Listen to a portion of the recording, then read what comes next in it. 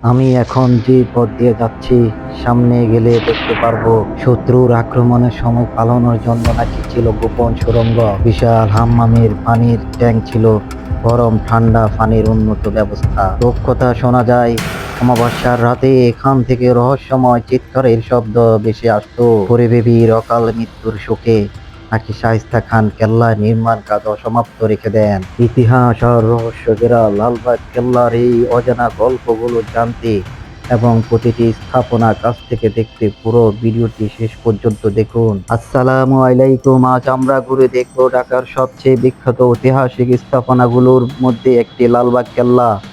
অনেকে একে ভুল করে লাল কেল্লা বলে, কিন্তু এর সঠিক নাম লালবাগ কেল্লা। এটি পুরান ঢাকার লালবাগ এলাকায় অবস্থিত এবং বাংলাদেশের অন্যতম গুরুত্বপূর্ণ মুঘল স্থাপত্য নিদর্শন। ১৬৭৮ সালে মুঘল সম্রাট আওরঙ্গজেবের পুত্র যুবরাজ মোহাম্মদ আজম শাহ বাংলার সুবাদার হিসেবে ঢাকায় আসেন। তিনি একটি বিশাল দুর্গ ও প্রশাসনিক কমপ্লেক্স নির্মাণের পরিকল্পনা করেন। সেই পরিকল্পনার অংশ হিসেবে শুরু হয় লালবাগ কেল্লার নির্মাণ, কিন্তু কয়েক মাসের মধ্যে তাকে দিল্লিতে ফিরে যেতে হয়। ফলে নির্মাণ কাজ থেমে যায়। পরে বাংলার সুবেদার শায়েস্তা খান আবার কাজ শুরু করেন। এরপরে ঘটে একটি মর্মান্তিক ঘটনা। শায়েস্তা খান কন্যা পরিবিবি অল্প বয়সে মারা যান। প্রচলিত ইতিহাস অনুযায়ী এই ঘটনার পর শায়েস্তা খান কেল্লাটিকে অশুভ মনে করেন এবং নির্মাণ কাজ আর শেষ করেননি। সে থেকে লালবাগ কেল্লা আজও একটি অসমাপ্ত দুর্গ হিসেবে পরিচিতি। এখন চলুন কেল্লার ভিতরে প্রবেশ করি। প্রবেশ করতে চোখে পড়বে বিশাল সবুজ বাগান, লাল ইটের পথ এবং মুঘল স্থাপত্যের অপূর্ব সৌন্দর্য। চারিদিকে শান্ত পরিবেশ, যা কয়েকশো বছর আগের ইতিহাসকে যেন জীবন্ত করে তোলে। আমরা এখন যে জিনিসটি দেখছি, এটি একটি ঐতিহাসিক ফোয়ারা। একসময় এটি বিভিন্ন কাজে ব্যবহৃত হতো এবং আজও এটি সেই সময়ের ইতিহাসে নীরব সাক্ষী হয়ে দাঁড়িয়ে আছে। এটি লালবাগ কেল্লার ঐতিহাসিক মসজিদের অজুখানা। মুঘল আমলে নামাজের আগে অজু করার জন্য এই পানির হাউস ব্যবহার করা হতো। মাঝখানে গোলাকার অংশটি ছিল পানির ফোয়ারা বা উৎস। শত শত বছর আগে এখানে মুসল্লিরা উজু করে নামাজ আদায় করতেন। আজ এটি মুঘল স্থাপত্য ও ঐতিহ্যের একটি গুরুত্বপূর্ণ নিদর্শন। আপনি যে প্রাচীরটি দেখছেন, এটি শুধু ইট পাথরের দেয়াল নয়, এটি প্রায় ৪০০ বছরের ইতিহাসের নীরব সাক্ষী। একসময় এই প্রাচীরের ভিতরে মুঘল শাসকদের গুরুত্বপূর্ণ কর্মকাণ্ড চলত। আর ১৮৫৭ সালের সিপাহী বিদ্রোহের সময় ওই কেল্লা ইতিহাসের এক গুরুত্বপূর্ণ ঘটনার সাক্ষী হয়ে ওঠে। আমরা যে তিনটা কবর দেখতে পাচ্ছি, এর মাঝখানে ইনি মির্জা বাঙালি নামে পরিচিতি তার সমাধি। তিনি মুঘল সুবেদার শায়েস্তা খানের একজন বিশ্বস্ত সেনাপতি ছিলেন। তার সমাধির দুই পাশে দুই অজ্ঞাত শিশুর কবর রয়েছে। লালবাগ কেল্লার এই সমাধিগুলো আজও মুঘল আমলের ইতিহাস ও ঐতিহ্যের নীরব সাক্ষী হয়ে দাঁড়িয়ে আছে। দূর থেকে পরিবিবির কবরটি স্পষ্টভাবে দেখা যাচ্ছিল না, তাই মোবাইল জুম করে কবরটির দৃশ্য ধারণ করছি। পরিবিবি ছিলেন মুঘল সুবেদার শায়েস্তা খানের কন্যা। ধারণা করা হয় ১৬৮৪ সালে তার অকাল মৃত্যুর পর এখানে তাকে সমাহিত করা হয়। অনেক ইতিহাসবিদ মনে করেন তার মৃত্যুর পর শায়েস্তা খান গভীর শোকে লালবাগ কেল্লার নির্মাণ কাজ আর শেষ করেননি। তাই আজও লালবাগ কেল্লা একটি অসমাপ্ত দুর্গ হিসেবে পরিচিতি। আমরা এখন যে কবরটি দেখব, এটি শামশাদ বানুর সমাধি। ঐতিহাসিক তথ্য অনুযায়ী তিনি মুঘল সুবেদার শায়েস্তা খানের সর্বকনিষ্ঠ কন্যা ছিলেন বলে ধারণা করা হয়। লালবাগ কেল্লার এই সমাধিটি মুঘল যুগের ইতিহাস ও স্থাপত্যর একটি গুরুত্বপূর্ণ নিদর্শন। লালবাগ কেল্লার পিছনে যে রাজ পরিবারের ইতিহাস লুকিয়ে আছে, এর প্রতিটি ইটের সঙ্গে জড়িয়ে আছে মুঘল রাজ পরিবারের এক অসাধারণ ইতিহাস। সবার শুরুতে আছেন মুঘল সাম্রাজ্যের শক্তিশালী সম্রাট আওরঙ্গজেবের আলমগীর। আর এই প্রিয় পুত্র ছিলেন যুবরাজ মোহাম্মদ আজম শাহ। ১৬৭৮ সালে বাংলার সুবেদার হিসেবে ঢাকায় এসে তিনি লালবাগ কেল্লার নির্মাণ কাজ শুরু করেন। তার স্বপ্ন ছিল ঢাকার বুকে এক অনন্য দুর্গ গড়ে তোলা, কিন্তু সম্রাট আওরঙ্গজেবের নির্দেশে তাকে অল্প সময়ের মধ্যে দিল্লিতে ফিরে যেতে হয়। ফলে কেল্লার নির্মাণ কাজ অসমাপ্ত থেকে যায়। এরপর নির্মাণ কাজের দায়িত্ব পান শায়েস্তা খান। তিনি ছিলেন সম্রাট আওরঙ্গজেবের মামা এবং বাংলার অন্যতম সফল সুবেদার। তার দক্ষ নেতৃত্বে বাংলার সমৃদ্ধি লাভ করে আর ঢাকা হয়ে ওঠে মুঘল বাংলার অন্যতম গুরুত্বপূর্ণ। শায়েস্তা খানের একমাত্র কন্যা ছিলেন পরিবিবি। তিনি ছিলেন সম্রাট আওরঙ্গজেবের মামাতো বোন। অল্প বয়সে তার মৃত্যু লালবাগ কেল্লার ইতিহাসে এক গভীর বেদনার অধ্যায় হয়ে আছে। প্রচলিত কাহিনী অনুযায়ী এই ঘটনার পর শায়েস্তা খান কেল্লাটিকে অশুভ মনে করেন, কাজ বন্ধ করে দেন। যদিও ইতিহাসবিদরা মনে করেন এর পিছনে রাজনৈতিক ও প্রশাসনিক কারণ ছিল। আজও লালবাগ কেল্লার প্রতিটি দেয়াল যেন সেই অসমাপ্ত স্বপ্ন, রাজ পরিবারের সুখ দুঃখ এবং শত বছরের ইতিহাসের নীরব সাক্ষী হয়ে দাঁড়িয়ে আছে। আপনি যে ভবনটি দেখছেন এটি লালবাগ কেল্লার দেওয়ানিয়াম। মুঘল আমলে এখানে সুবেদার শায়েস্তা খান প্রশাসনিক কাজ পরিচালনা করতেন এবং গুরুত্বপূর্ণ সভা অনুষ্ঠিত হতো। সামনে রয়েছে কেল্লার ঐতিহাসিক পানির হাউজ। এই ফোয়ারা একসময় এই ফোয়ারাগুলোতে পানি প্রবাহিত হতো, যা কেল্লার সৌন্দর্য আরও বাড়িয়ে তুলত। ছবিতে যে অংশটি দেখা যাচ্ছে এটি হাম্মামখানা অর্থাৎ রাজকীয় গোসলখানা। ভিতরে একটি পানি সংরক্ষণাগার বা জলদার, নিচে নামার সিঁড়ি এবং মাঝখানের পাথরের যে কাঠামো থেকে বোঝা যায় এটি হাম্মামে পানির সরবরাহ ও ব্যবহারের ব্যবস্থার অংশ ছিল। হাম্মামখানার ঐতিহাসিক যে টাইলস বসানো হয়েছে, কালো সাদা সরবুজাকার টাইলসের এই নকশা মুঘল আমলের সৌন্দর্যবোধ ও স্থাপত্যশৈলীর একটি সুন্দর উদাহরণ। এটি হচ্ছে হাম্মামখানার পানি গরম করার চুলা। মুঘল আমলে এই চুলা আগুন জ্বালিয়ে বড় পাত্রে পানি গরম করা হতো। পরে বিশেষ নালা পাইপের মাধ্যমে সে গরম পানি গোসলখানা পৌঁছে দেওয়া হতো।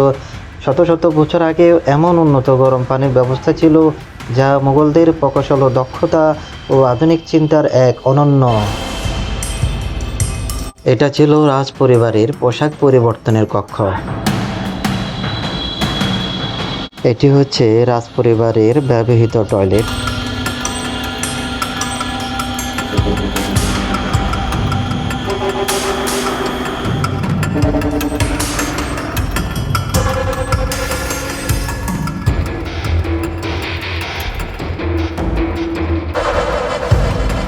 এটি একটি বিশাল বর্গাকার পুকুর যার প্রতিটি পাশ প্রায় 71.63 মিটার দৈর্ঘ্য। পুকুরটির চার কোণায় নিচে নামার জন্য সিঁড়ি রয়েছে। মুঘল আমলে এটি পানিতে টইটুম্বর থাকত এবং কেল্লার ফোয়ারগুলোতে পানি সরবরাহের অন্যতম উৎস হিসেবে কাজ করত। তবে বর্তমানে এটি মূলত সবুজ ঘাসে ঢাকা একটি খালি বা শুকনো জলদার হিসেবে বেশি দেখা যায়। এমন কথা শোনা যায়, অমাবস্যার গভীর রাতে লালবাগ কেল্লার নিস্তব্ধতা ভেঙে ভেসে আসে এক নারীর কান্নার শব্দ। কেউ বলেন সেটি পরিবিবির আত্মার আর্তনাদ, আবার কেউ মনে করেন এটি শুধু শত বছরের পুরানো একটি লোককথা। সত্য মিথ্যা আজও রহস্য ঢাকা, তবে এই রহস্য লালবাগ কেল্লাকে আরও আকর্ষণীয় করে তুলেছে। আপনি কি মনে করেন এটি কি শুধু কিংবদন্তি নাকি এর পিছনে লুকিয়ে আছে কোনো রহস্য? আমি এখন যে পাশে এগিয়ে যাচ্ছি এটি একটি 3 তলা বিশিষ্ট উঁচু ভবন। এর দুই পাশে দুটি উঁচু মিনার বা বুরুজ রয়েছে, যা মুঘল আমলের দুর্গ স্থাপত্যর একটি চিরচেনা রূপ। লালবাগ কেল্লার এই বিশাল দক্ষিণ দরজাটি পার হলে যেন মনে হয় আমরা 400 বছর আগের মুঘল আমলে পা রাখলাম। 3 তলা বিশিষ্ট এই ভবনটি একসময় কেল্লার প্রধান প্রহরা এবং রাজকীয় প্রবেশের জন্য ব্যবহৃত হতো। প্রাচীন এই ভবনটির মধ্যে দিয়ে তাকালে ইতিহাসের সাথে বর্তমানের এক অপূর্ব মেলবন্ধন দেখা যায়।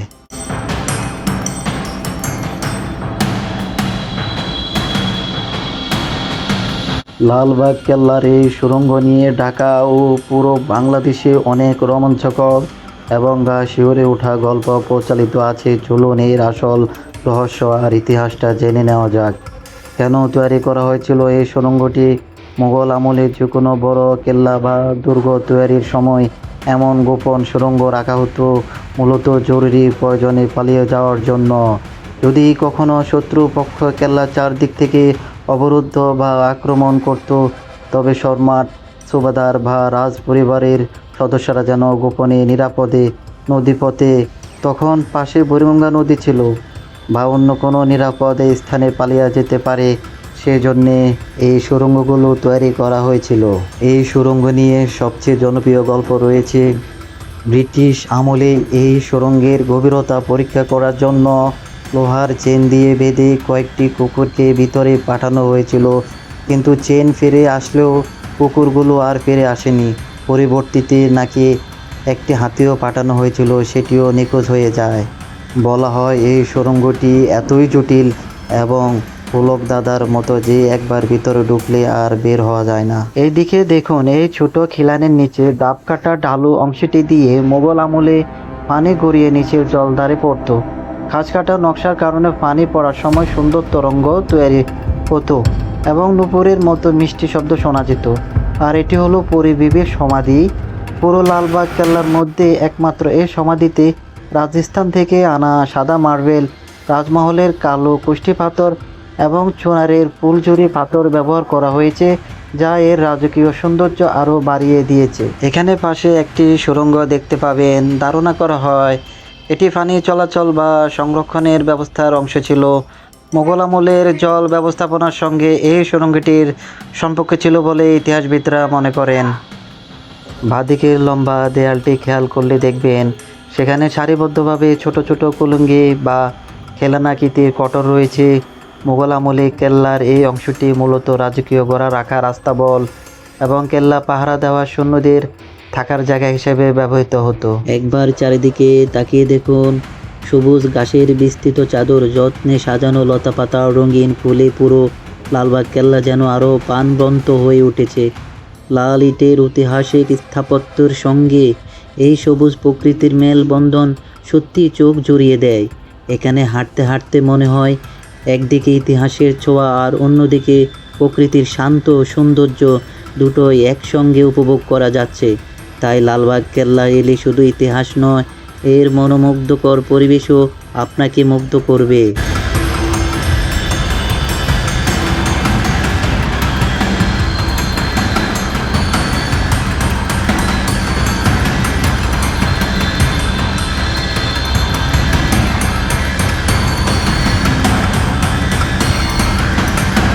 ভিডিওর একেবারে শেষ প্রান্তে আমরা এসে দাঁড়িয়েছি 3 গম্বুজ বিশিষ্ট ঐতিহাসিক লালবাগ শাহী মসজিদের সামনে। 1678 সালে শাহজাদা আজম এই মসজিদটি নির্মাণের মাধ্যমে কেল্লার ভিত্তিপ্রস্তর স্থাপন করেছিলেন। 400 বছর পার হয়ে গেল এই মসজিদটি আজও প্রতিদিন ধ্বনি হয় আজানের সুর। ইতিহাস, রহস্য আর রাজকীয় সৌন্দর্যের এক অপূর্ব মেলবন্ধন এই লালবাগ কেল্লা। ভিডিওটি কেমন লাগলো কমেন্টে জানান, আর দেখা হবে পরবর্তী কোনো ঐতিহাসিক স্থানে।